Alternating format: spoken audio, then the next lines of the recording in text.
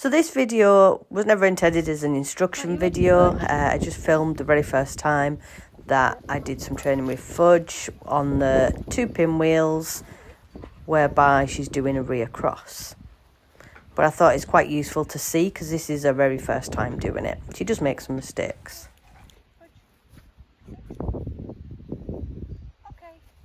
So I start with just warming her up, showing her the initial pinwheel with me being in the centre.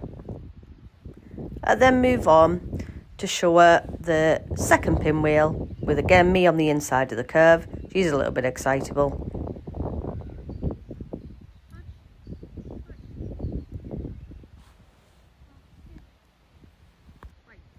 I'm throwing a reward in here, so it's just her food toy that I'm throwing in. So there's no reward already placed there. So now I'm moving on to reminding her of her rear cross pinwheel. She has already done rear cross pinwheels. You'll see in the first one she doesn't carry quite onto the end. But I work on her 2 mistakes before I make it drastically easier for her.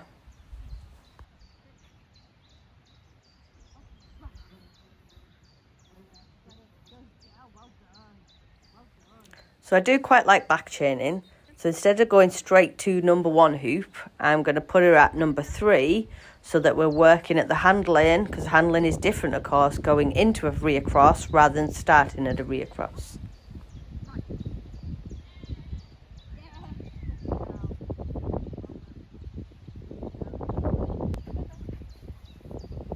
So then we're ready to try the whole thing. I'm just putting some more value back into her start line.